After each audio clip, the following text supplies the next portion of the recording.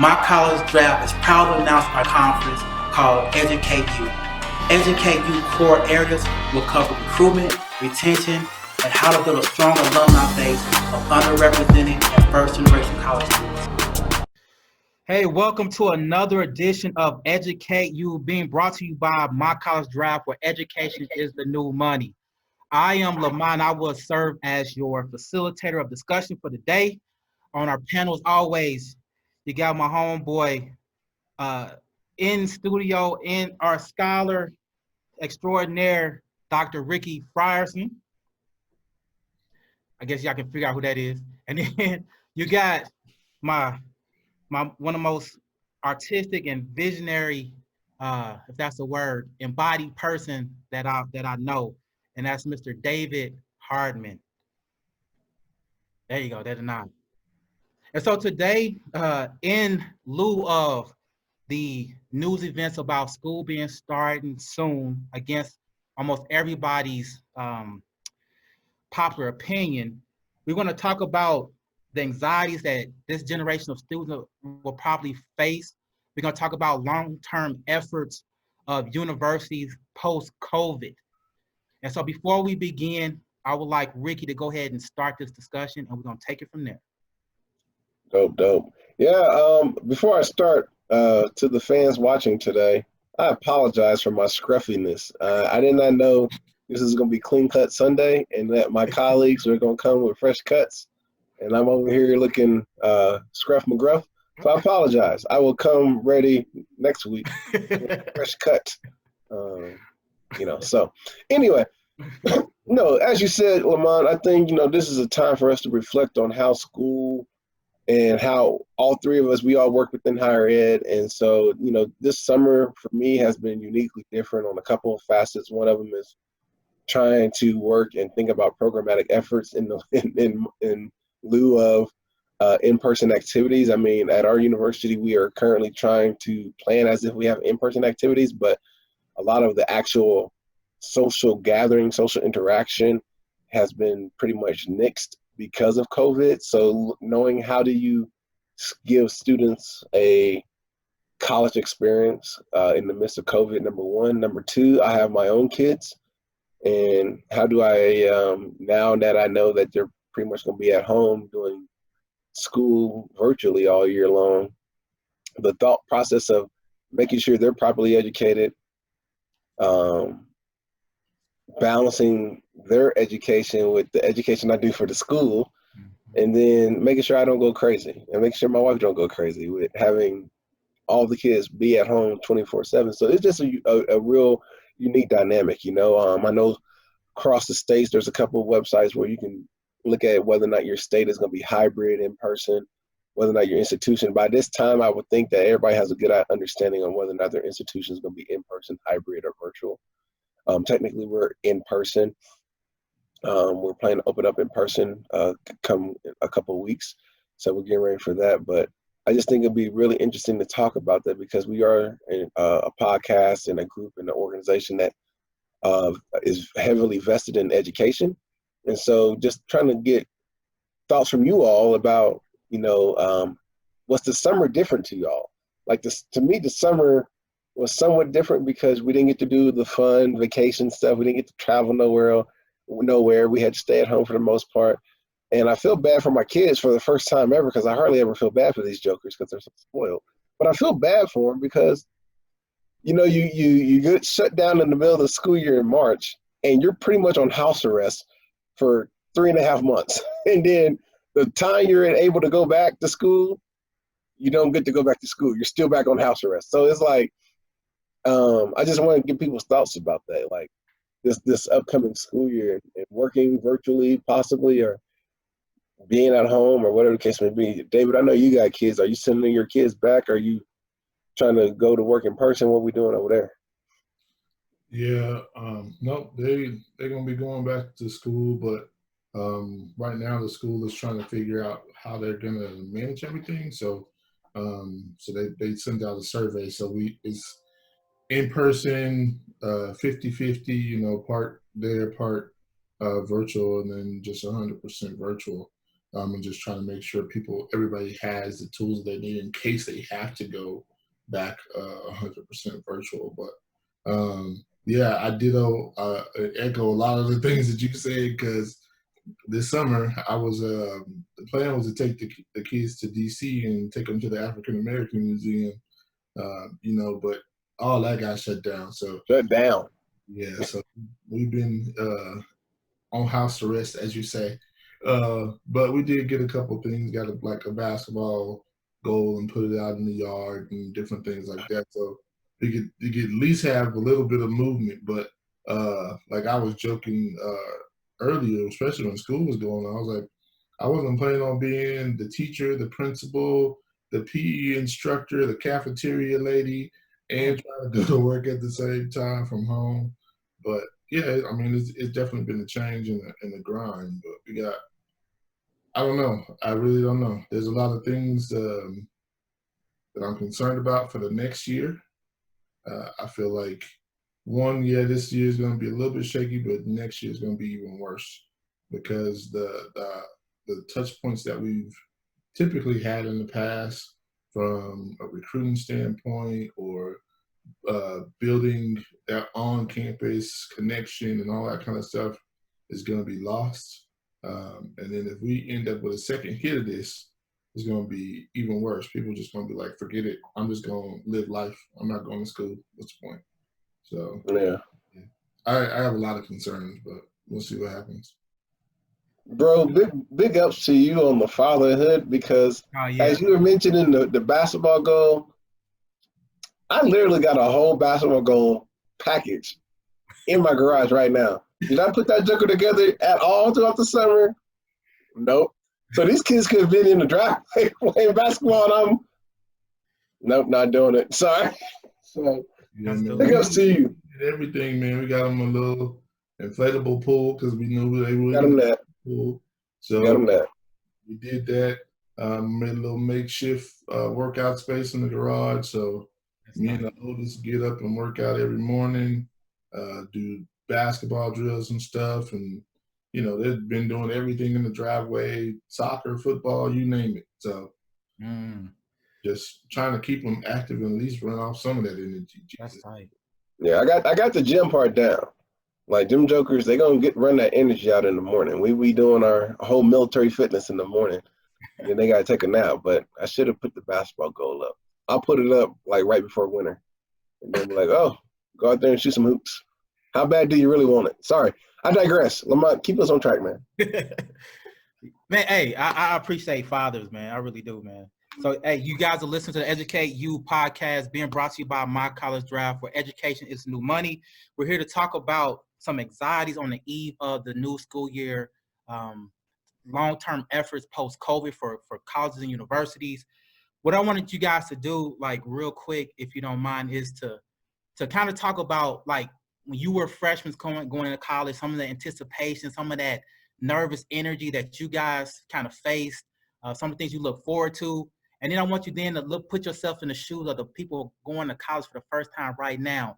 No fall sports.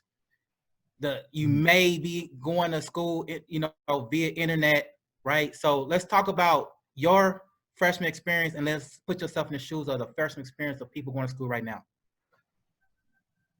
I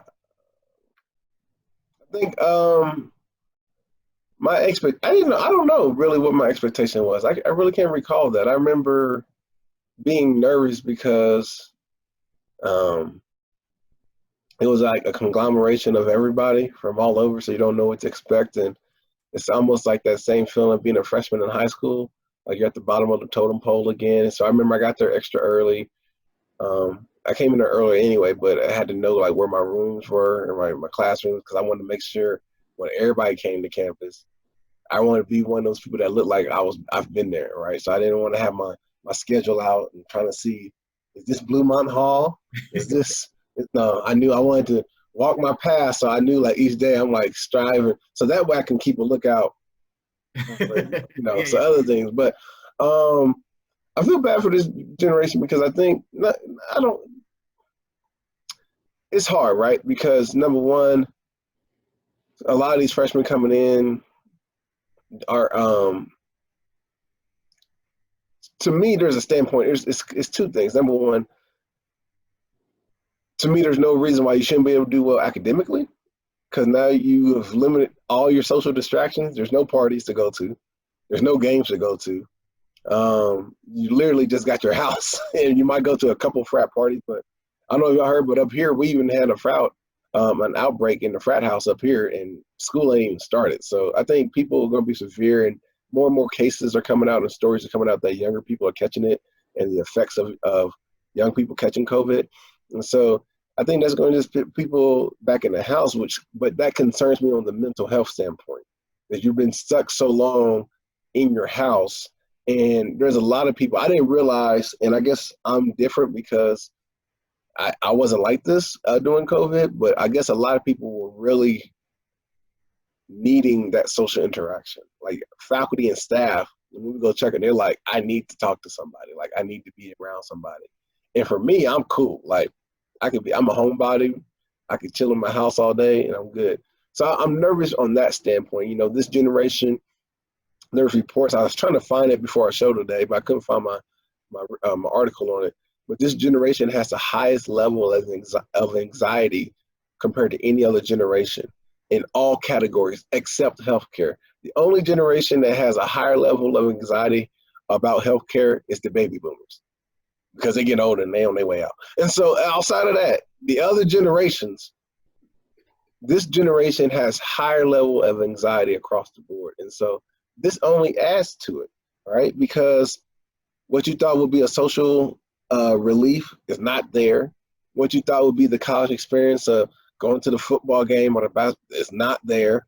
So it might not be there for this whole year, right? So it's different. It's really different. And so I feel for them. Wow. David? Yeah, my experience was different, man. I went in with a chip on my shoulder. So I had something to prove when I went in. But I did get to school like 2 to 3 weeks earlier before anybody else was there. One, because I was an athlete, but two, it was the only time that I could move in. So I had to work something out so my folks could drop me off. So I was there chilling for about a week before even the football team got there. And then we went straight into workouts. So that's going to be a huge change especially from an athletic standpoint for those students. It's going to be a huge change of jumping straight in, getting into 2-a-days and all that kind of stuff.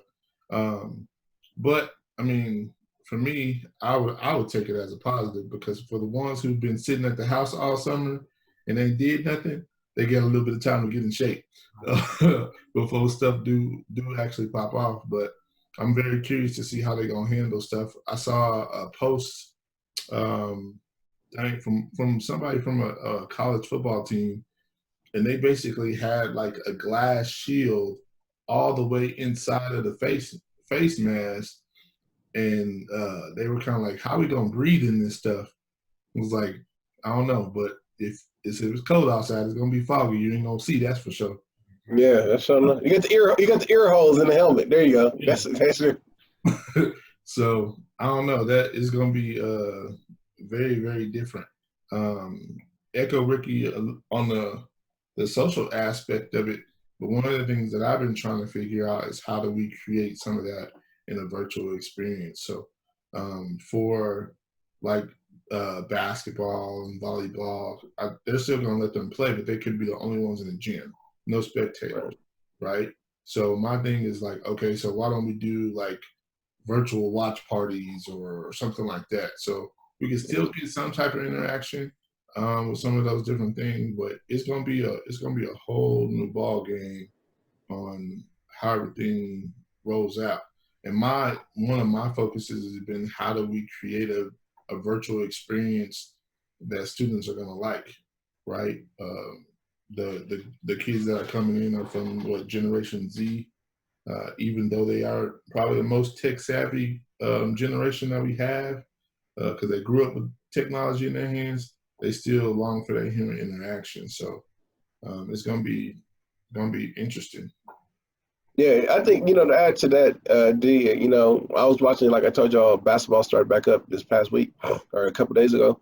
And they've been trying to tinker with some things with the virtual fan experience where you can, like, I don't know if you watch a game Like you'll see these like screens in the back, and they piped in the sound of crowd noise to make it feel like there's crowds there. But then if you look in the back, you'll see people who are like virtually present to watch the game. And I think that's using that VR stuff that's been created. So I think that'd be unique that, you know, colleges do that. But, you know, from and this is something I don't want to talk about today, but Lamont, I think we should talk about next week or going into the school year. If I'm a college athlete and I've been recruited to play sports and then my institution decides to shut down my fall sports, do I get my eligibility back? Or is it wasted? Am I automatically redshirted? Do I want to spend an extra year in college now just to play sports? Like, are you allowing them to play sports without being enrolled? Because, you know what I'm saying? Like, because of this unique circumstance. I think that's something that we could talk about another time. But and I feel bad for our faculty. You know, shout out to our faculty and who, you know, I can only speak for our faculty at our college. They worked over the summer. They didn't get a summer break because they had to start trying to prepare courses to be either online or in person.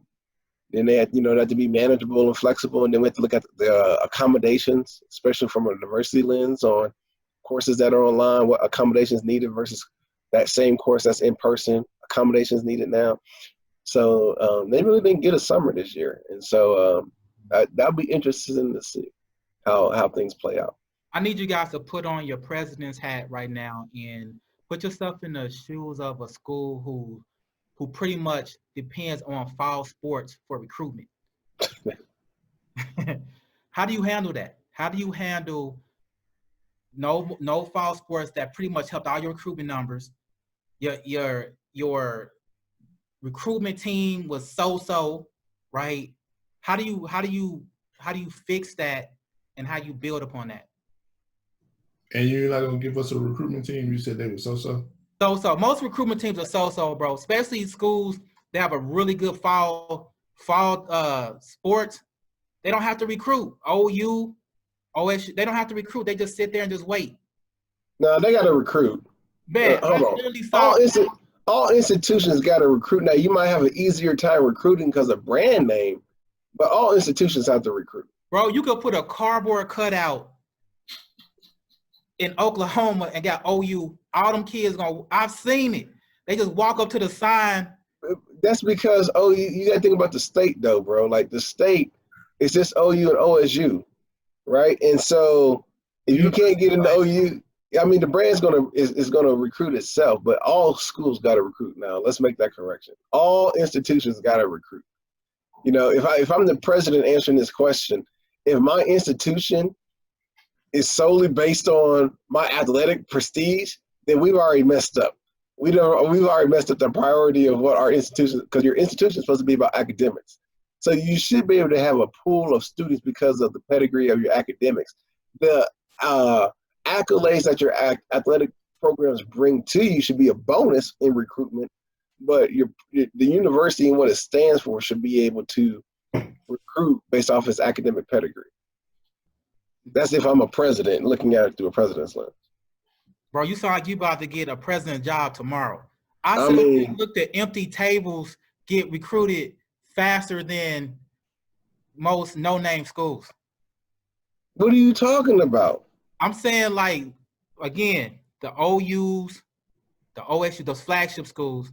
Okay. KU still kind of wins because of basketball. The football team's horrible. Right. But I'm saying, like, I've literally sat in and listened to a lot of strategies, and they, like, let's say, for example, one particular D2 school who won the championship, that following year, their enrollment numbers went up, and then after losing several years in a row, their enrollment numbers went down, and they can't figure out why it's happened. We all know it's because the football season impacts everything there, right? And so now they got so-so recruitment team. The president of the school can't figure it out. Nobody can figure it out. Right, that's what I'm saying. So put yourself. No, but there's so many other factors to look at other than look. Let me make sure one thing is clear on here. We have to stop this thinking that sports is the end all be all. Is it a significant factor? Yes, but there are so many other factors that contributes to recruitment. Number one, the cost of education is increasingly getting higher and higher year to year. And that's a major factor. This is why you're seeing more students who are electing to go to community colleges and do a 2+2 program just to save the money, because it's exorbitant amount of cost to just go to a 4-year institution now. These D2 schools and D3 schools, a lot of these places have really good academic programs and the academic structure, right? So if you go from a classical approach to like the liberal arts approach, there are two different approaches in education. And so it depends on what fits you. I think one thing that is benefiting the students is the students are no longer conditioned by the tradition of what school's supposed to be. They're more thinking about analytically, can I get the degree the way I want it at an affordable cost? You know, when the problem with when I was going to college and when I started looking at it, I became a prisoner of the tradition of, if I'm not going to a D1, if I'm not getting recruited by a D1, then I'm either dumb or I'm not good enough in sports. That was my thought. Because back when, you know, late 90s, early 2000, you know dang well you wasn't going to no community college unless it was like remedial, right? So there's all these other factors on why you are choosing a school, where now cost is the major factor. It's not prestige and cost, I think, are your two major factors. It used to be reputation. Okay. You know, you wanted to make it seem like you were smart, so you had to go to a D1. Bro, you know what? I wish I could do a poll on academics versus athletics as far as like what a student looks at first. I guess it depends on the institution, but I'm just curious to see what that poll would look like. And then two. Well, hold on. Let's use that. Let's use that. Yeah. Go ahead. It's all off the topic, but let's go ahead and use that. If I'm the University of Alabama, of course there's going to be a greater skew or alignment towards maybe sports because of football there. Purely because of football, because what other football and track at Alabama. But if I'm Vanderbilt, it's going to be purely because of academics, because they got a good academic pedigree. They're both in the SEC, but Vanderbilt is a D1 school because of their academic pedigree.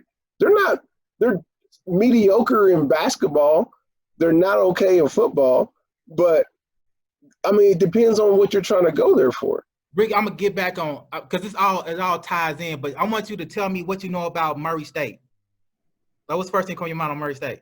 Where in the heck is Murray State? That's the first thing that comes to my mind. Okay, that's a good one. But Morant being where is Murray State for real? I wasn't joking. It's in Kentucky. Oh, okay. I guarantee you they were Romans gone up because of that, because they basketball. Yeah. But reason why I'm tying all that in is because I was looking at something on TV, and there was a student who is attending Harvard decided to drop out because she can't go to class, and she's not going to have that traditional Harvard experience, be able to be in those classes with those professors and stuff. So that's why I'm tying all this in, man, because this is a whole new breed. Talking about this generation, man, I'm gonna tell you what kind of concern. Go ahead. Okay, go ahead. No, go ahead, Ricky. Go ahead. Go ahead, D. Real quick. Just because the class is from a virtual standpoint does not mean that the level of education is going to drop any. You're still talking to the same professors. Exactly. But see, their approach is going to change, and a lot of them not ready to do virtual when they've been doing classroom. It's still not going to change. A lot of these things outside of some of your science programs that have to be hands-on with things, it's still lecture. A lot of classes that you took in college was lecture. Yeah. Now, I agree with that. I see what you're saying too, Lamont, but the student perspective is I'm not immersed because I don't have the feel of being in the lecture hall. I'm still at home with this teacher and I can easily do whatever. I understand that. Lamont, I also understand what you're saying, and we talked about this last week. If a particular school does well with their sports, but the reason why they do well when it comes to sports is because that's free advertisement. A lot of people probably didn't know where Wichita State was, but then when they make it to the Final Four, hey, where is Wichita State? And they start recruiting. I mean, they start, looking it up. When Ja Morant comes from Murray State, people like, where's this school at? Why did he go there? I know, like when Damian Lillard, I think he went to Weber State or Weber State or whatever they call it. You want to see where these cats are coming from, these other schools, because they're like, if he's a superstar, maybe I can go make a name for myself there too. And where is this school located, right? So yeah, I mean, obviously, if you do well athletically, you're getting free advertisement, because you hear a lot of people say, a lot of students will tell you, how did you hear about our school? All the way, like, you know, I live in Colorado and where I work, you know, and I'll talk to kids from New Jersey. How did you hear about our institution all the way in New Jersey? Oh, well, a friend of ours told us about it, da, da, da. So a lot of times it's because these smaller schools don't have the TV exposure like these bigger schools do. Mm. That's the reason. That's really a thing, is the exposure on the TV market. Because, you know, you think about it, when you watch a football game, every commercial, you know, you'll see like, we're changing the world, scholars at a time. You come to, you know, University of Oregon, da da da da da. They always got their commercials up going. You don't see that with we don't see D2 football games with D2 advertisement a lot. You know what I'm saying? So that's interesting. So when we talk about long-term efforts of schools post-COVID, and this is, somebody brought this up to me, and I really believe that it's not going to come to pass, but it was telling me that a lot, they believe that schools, our traditional university and colleges, some are going to close. Yes. You believe that? Why? Yes. Why? Because some of them, you have to think, a lot of schools, institutions was playing the whole arms race of trying to build communities within communities. So you're going to have a lot of institutions out there that prior to COVID was in the midst of residential housing expansion, building a new stadium, enhancing their dining facilities or their libraries or whatever else, or renovating some of their existing academic buildings. And they've already on contract for those things, those projects. But now COVID has put a wrench, because if you don't have a football season and you've committed to building a football stadium, where are you going to get the revenue? Right. If you don't have, you built this, you know, 5,000 bed residential facility, and COVID says you can only have 25% of that occupancy, that's 75% of your income gone. Right. And you still got to write the bills. You still got to pay those bills. So where's the money coming from? So there's a shortfall just on the contractual agreement on some of these expansions of some of these universities. That's one of my points too, Ricky. Thank you for confirming my point. And then two, the NPAC organizations, I feel like, especially when I was in school, when I first went, I'm like, you get all these different Greeks that were actually prevalent on your campus, that were like your big brother, big sister kind of thing. Now, my concern, even with this, when we talk about the anxieties of this generation, that's going to impact the NPAC organizations to me. And I feel like they were one of the more driving forces as far as retention on college campuses, but they don't get enough credit. So now the membership, I think, is going to go down dramatically because of COVID, right? So well, you can't pledge an organization if you're not in college, unless you go alumni. I mean, not pledge. You can't enroll in an organization unless you're in college, unless you go the alumni route. So, which David laughing, but I really feel like the true essence of the college is now about to be on stage. If you're really about academics and really about the student, I think it's going to be truly on stage during this time. There's nothing. I agree. I think, you know, like how, you know, in residential terms, they always talk about, is it a buyer's market or the seller's market? Right. Excuse me. With COVID, I really believe this is a student market instead of industry-led market now, because students, you leveled the playing field. Like, it used to be, well, if you want to come to, if I live in Colorado and I want to go to Texas, UT Austin, I got to pay out of state because I really want to go to that brand and get that student experience and stuff like that. Now with COVID, I'm not leaving this state. I can't risk getting on this plane, but I still want to go there. But if I'm going to go to your school, I'm not paying in state if I got to go virtual. So now it's an equalizer. And now you can really look at where there were limitations for a student to go financially. Now they got their options wide open because that virtual, schools that's electing to go virtual. You got to figure out how you're going to compete with all these other brand schools across the nation now. Yeah. So as parents, you two as parents, hold on. The other thing with that too, the level of access has changed, right? Because a lot of schools are now dropping, oh, you had to have this test score or whatever. They're dropping that. Right. Yep. So they're just the floodgates are open. Everybody gonna be open enrollment here in a second. So as parents, since it is a student market, how do you guys approach this now? Like your kids in between like 3-4 schools. Well, I think your thoroughbreds are still going to be elitist. Like your Ivy Leagues are still going to find a way to be an elitist. Higher education is very much a market industry, meaning that they follow the leading institutions of that industry, right? So your Ivy Leagues are still your leading institutions. So a lot of times you'll see public schools wait to see what the Ivy Leagues are going to do before they make a decision on what they're going to do, because the Ivy Leagues have the capital to kind of sustain any kind of poor decisions they might enact. And I think what you might see is if I'm with my kids and I'm trying to decide, all right, you should still go to this Ivy League school where they're probably not going to change their price and their premium, or you can get a really good education at one of these public schools that you thought was out of reach, but now has, like what David said, opened up or relaxed their enrollment criteria, or a little bit more dire to have those students come out of state, so the price point might not be as exorbitant as it used to be, where it might be like a 30% premium.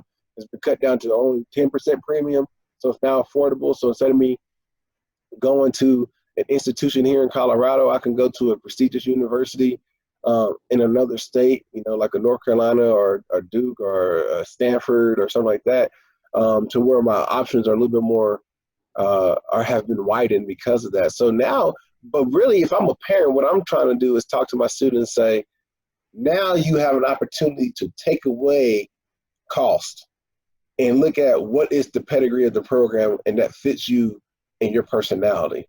A lot of times people choose a school because of pedigree and they end up sacrificing joy and identity, right? There's a book I'm reading right now. Y'all know, I'll be recruiting books. There's another one for What Made Maddie Run. And it talks about this girl who pretty much committed suicide. She was an all-American athlete, but she chose to go to this Ivy League school because of the sole purpose that it was an Ivy League school. But you find out that, and she got to go on an athletic scholarship, but it wasn't a sport that she was as passionate about as she was with soccer. And so when you have these kind of things where you feel like you have to go to this brand institution to fulfill external expectations of who you are supposed to be, then you're sacrificing your own happiness inside. So, I think that's the main thing I'll be preaching to my kids right now, if they were of age, is to be like, what institution is going to make you happy? What do you feel like is the best fit? That's good. Again, you're listening to the Educate You podcast, being brought to you by My College Draft, where education is the new money. We've been talking about pretty much the school year coming up in lieu of COVID, and how students are affected by how colleges and universities are also being affected by it. And specifically, we've been talking about recruitment measures. And what I like right now, Ricky, you was talking about how the parents, and even a parent who may not have gone to college and of a first gen or underrepresented, you feel, and you too, David, you feel like even for that particular parent, that they too can win in this type of season? I'll let David answer first, because my answer might not be as polished on this one. So you saying parents trying to go back to school? No, like the parent, like, you know how it is. When you at those fairs and the parents like, man, I didn't go to college. I don't even know what to say. I don't know what to how to help my kid. And so with Ricky saying this is a student market, yeah. How can they win too? How can they get the same resources that other parents are getting? How can they win for their kids? I think Ricky already touched on it. The biggest thing is going to be cost. So if the cost level is down, I mean, that's your win right there, especially if the parent is helping the student pay out of pocket. That's going to help you tremendously right there. But the flip side of that is uh, employment is also down. So hopefully that parent got a job. Yeah, They may that's a need good to point. enroll them with their kid. That's a really good point. So you guys have seen a trend where tuition has gone down? No, I haven't seen it where I've seen it where tuition has been frozen, or they'll commit to holding your, whatever the price point is when you enroll. Then it's frozen at that point. Like I know when I was at University of Houston, we had the whole UHN4. So whatever you enrolled in, if you elected to take the UHN4, it was a promise by the institution that you would graduate in 4 years, and it was a fixed tuition price. So I've seen institutions do that too, because like David said, he made a very good point. The parents might not have the economic means now, right? I think maybe I read too much into your question, Lamont, but I feel like your question was kind of had the underlining premise of if you're a minority student or if you're a first gen student, low resource, how do you do this? And I'm thinking with everything that happened this summer with Black Lives Matter and the discrimination stuff, if you're in one of them categories, you got an advantage to write towards these degrees or not to these scholarships and these grant opportunities, because every institution now is on the bandwagon because they don't want to be associated with systemic racism. So now everybody wants to make sure that they love the kids, right? Everybody love the kids now. Everybody love the communities. And so this is a good time to capitalize on that movement in lieu of what happens to your parents. And so, but that's a good point that David raised about the parents. So what do you think going to be some long-term efforts that schools, new traditions of colleges because of COVID? Long term, I think, I'm going to answer from the measurement of 10 years from now. I think 10 years from now, we will find a greater reduction in the implementation of athletics. Because if institutions find ways to survive and reduce their athletic costs and streamline it to just, do either virtual or find ways to just streamline that cost, I think you'll see that. I think you will see some majors can go completely extinct because of this, because it's not pandemic proof or recession proof, where you have to rely solely on in person. And with technology advancements, a lot of these institutions or a lot of these degrees need to find ways to be able to thrive through a hybrid format at the very least. But if you're completely dependent on in person, a few of them will survive, laboratories and stuff like that, a few, but I think we might see some degree programs go completely out the window. And hopefully what we see is a commitment to open enrollment, a commitment to lowering costs and really answering this question of what is the cost of and the value of education today for students. So we see those things then.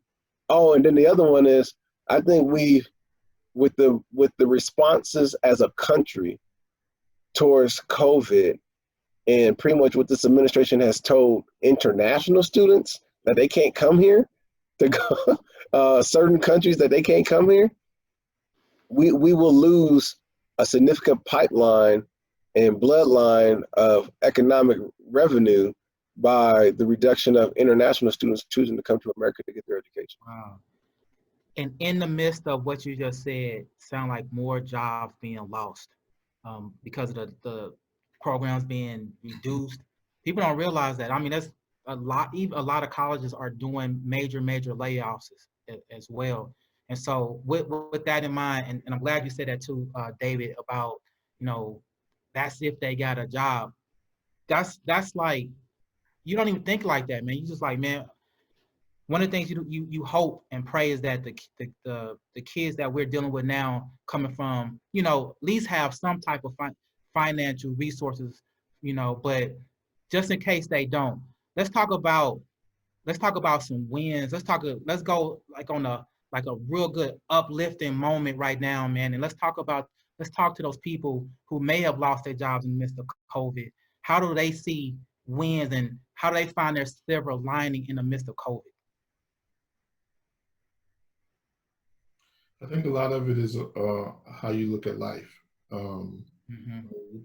You can take a negative and you can just stir in and then sit in it, or you could try to find a way to flip it and find what is going to be a positive out of it, right? So for those people in the world who are well off, right?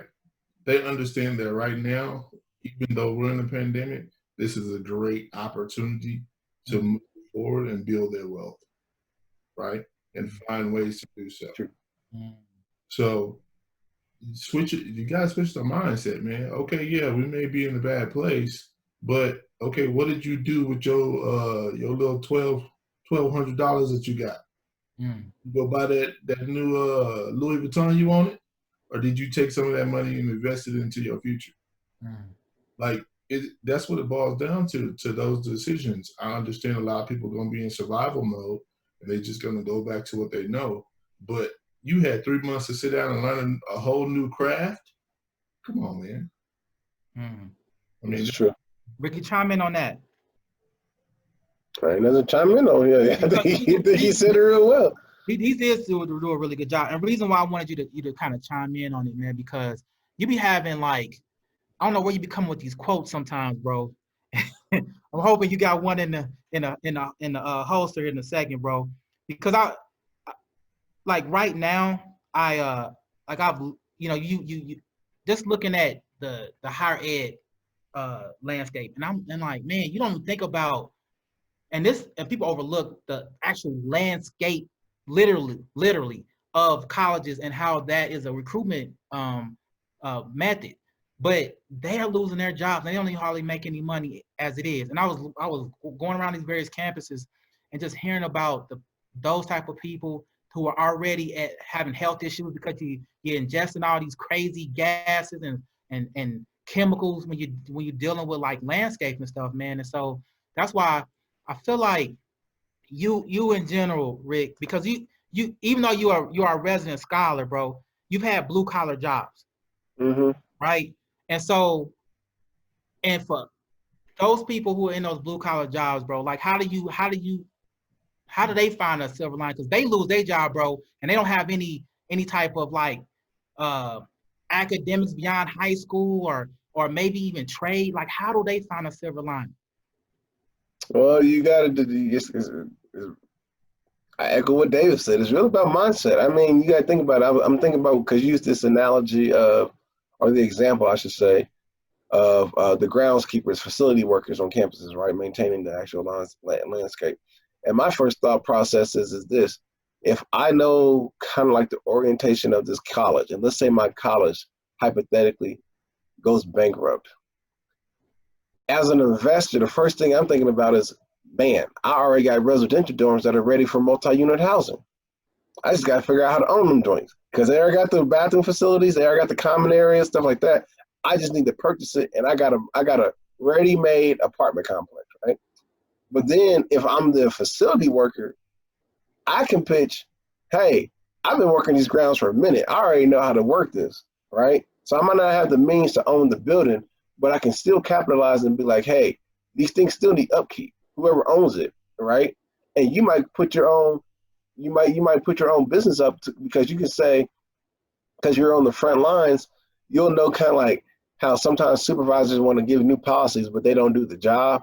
And you're like, I can make this more efficient because I do the job. And you start your own company that way, right? And you end up turning that negative into a positive, number one. Number two, you got to think about, do you go into a different industry? Higher education is just one industry, right? So you think about the medical field is another industry. So depending on your skill set, can you transfer that to another industry? If not, then you might have to make the decision and go back and say, you know what? Times are changing.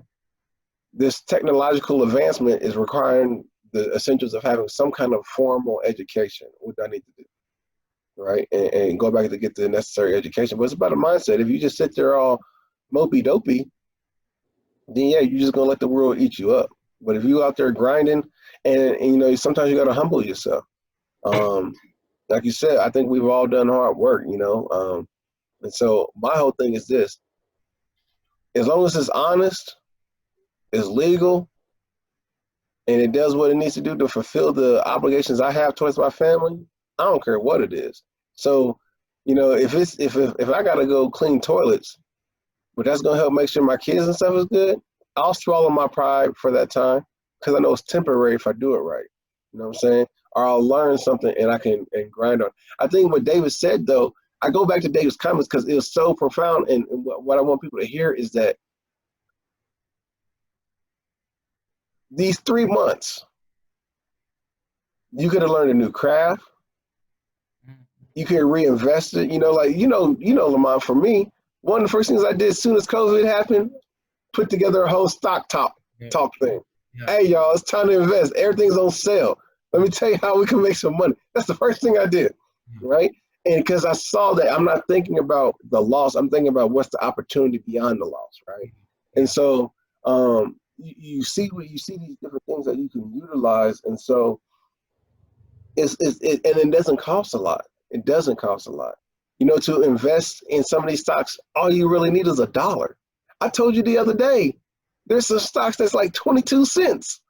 And you just, you know what I'm saying? You can make money off of that. But then I know I can hear people right now, well, there's some people that can't even afford that because they need all their dollars to go towards rent and essentials. Well, then you know, that might be true temporarily. But one thing that I will say is that statistically, most people live paycheck to paycheck. If they go a month without, or 2 months, I know for sure 2 months without a paycheck, they're screwed. 2 months. That means you don't have enough savings. You're spending above your means. All right. And so we have to look at the way we spend things. And a lot of the reasons why we spend the way we spend is not necessarily because how much we earn, but it's because we're trying to keep up with the Joneses. I have this job, but I want to make it look like I got the money. So I'm going to get this type of car that I can't afford the maintenance on. Or I'm going to get these type of clothes. I'm very frugal when it comes to clothes. I don't care about Gucci. They racist. I don't care about them. Like, why am I going to spend $300 on a t-shirt when I can go to Walmart and get 12 of them joints for $11.49? You see what I'm saying? Like, I'm at the point to where I'm not trying to purchase brand. I'm trying to purchase comfort. Right. And so I think that's what's going to happen. I can't speak for everybody's situation because I'm sure we'll get some kind of negative feedback saying you're just missing people's hardships right now. And I'm not trying to play light on that. But I do think that we have to humble ourselves and look at opportunities from every aspect. There's plenty of opportunities going around these past 3 months. So what are you doing to capitalize on it? Like that. Again, you're listening to the Educate You podcast brought to you by My College Draft, where education is the new money. It's been very, very enlightening. David, as a visionary, bro, like, how do you give me like I don't know, man, paint me a picture, bro, like how you see post-COVID for the budding entrepreneur. Post-COVID for an entrepreneur? Yeah, for an entrepreneur. And put it like this, man, the entrepreneur who's kind of like there, but, you know, not quite up that hill yet. That's me, Dave. You got to speak to me on this one. Okay, talk to Ricky. I would say, first of all, if you worried about post-COVID, you worried about the wrong thing. Talk to us, David. You worried about what you're doing right now during COVID. Okay. Yeah. Post-COVID, your opportunity going to be gone. So you better jump on the ship right now while you can. That's what I would say. What do you see as opportunities right now during COVID? Yeah, a bunch of stuff. So right everything. Now, we just talked about stock, right? Real estate is another one. You imagine right now how many people feel like, okay, I got to get rid of this house, and they selling it for little or nothing, right? After everything passed, guess what? That's rental money that you could be bringing in that somebody else is paying for, and you making extra money on top of it. I feel like there's a bunch of different opportunities out here, but you also got to find what fits you and what lane that you're in. But if you're not trying to take advantage of it right now, shucks. When it's over, it's over. That's it. It's been made. You gotta That's get on it now. That's interesting, bro. Because a lot of the and closing, bro. I just basically I'm just saying, like, I was listening to Chappelle talk about how, you know, a lot of poor whites are excited about Trump, and he's like, he's not in office for y'all. He's in office for me. Talking about Well, I'm rich, yeah. yeah, and so. And you just said there's opportunity. Y'all, we talked about these silver lines, even in the midst of this era that is not for people who have nothing.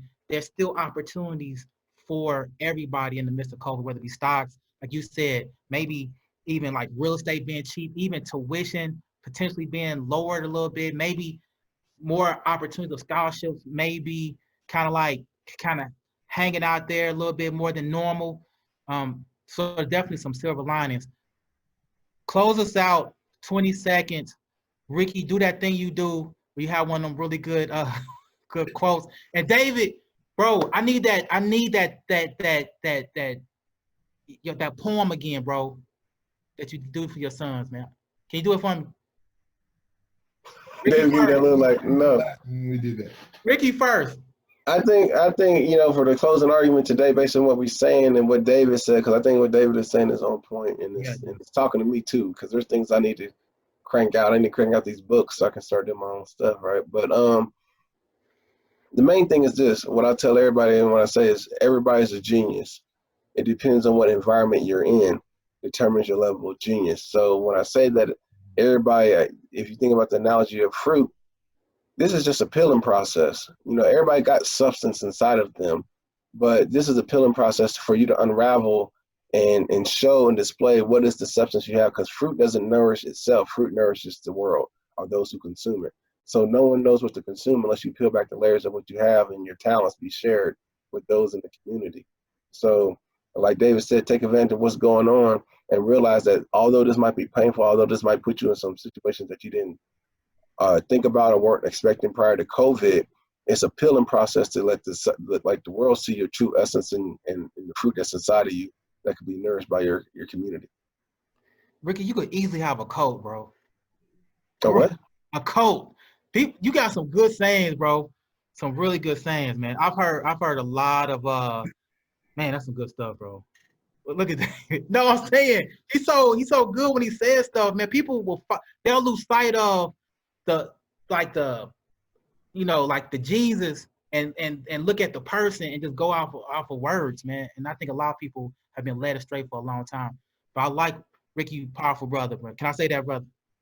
You powerful brother, man. Thank Dave, you got it. I'm froze right now. There's nothing I can say. There's nothing I can say. I come from an era where I've seen a lot of craziness, man. But Ricky be saying some good stuff, man. Like I be trying to write some of that stuff down, man. Yeah, but I'm just saying, I think this is the opportunity for us. You know, no one likes the peeling, right? No one likes that peeling process. And so I'm working on this thing about the onion right now with my class. I got to finish that out, that thought concept, and I'll probably use that another time. But, I like that. you know, fruits, you know, it's crazy what's going on in the world, right? Like 50 million people unemployed.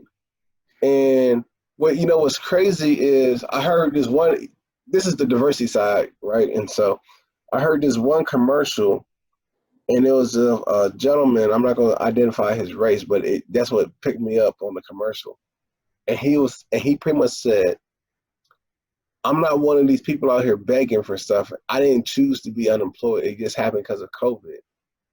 And my first thought was, a lot of people don't choose to be homeless. It happens though. And so we got to get out of this notion that people just by their own volition, a very small percentage, I choose to believe, by their own negative choices end up in a situation where they don't have a job or something like that. I think a lot of times you get riffed, you get laid off.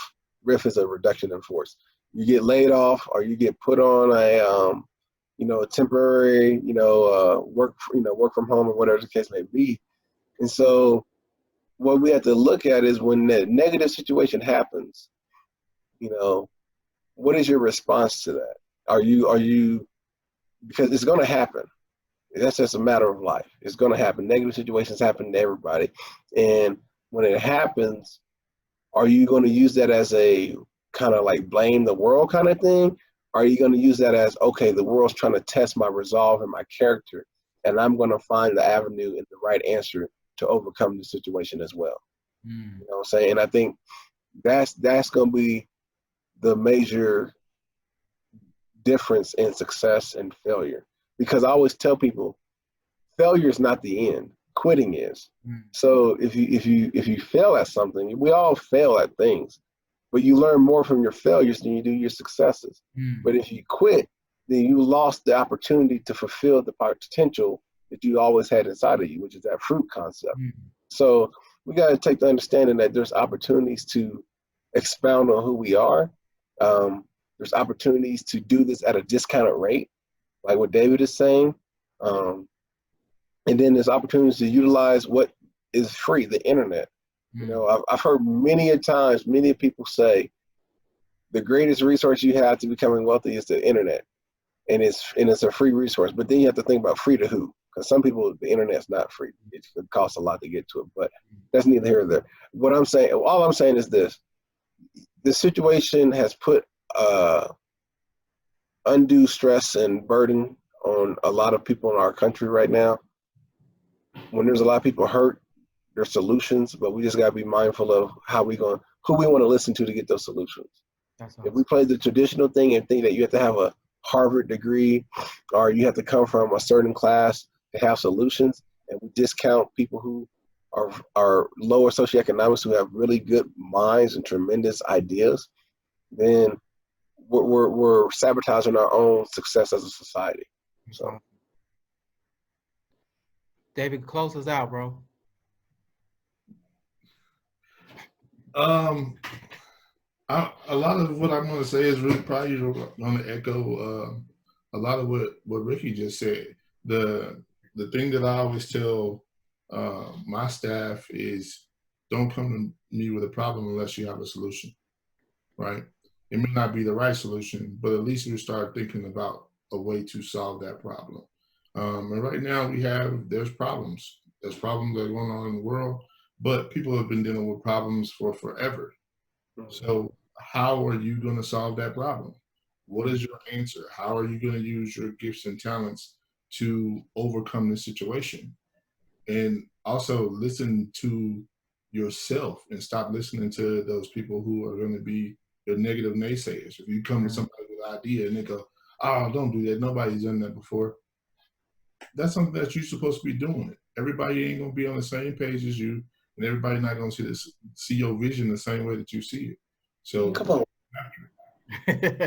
Bro, I mean, no, he just said something that got me hyped. Go ahead, bro. I want to say that thing. Go ahead. That was it, man. So go after it. At the end of the day, go after it.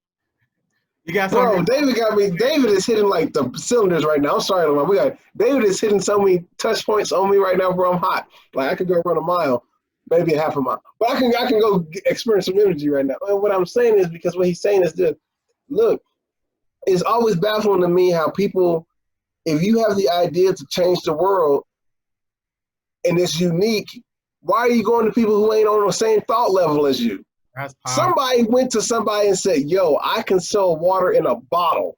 And everybody looked at it, and the world was like, water is free. Why would you sell water in a bottle? And that's $1 trillion, $1 billion business. Why are you going to commoners when you're not common?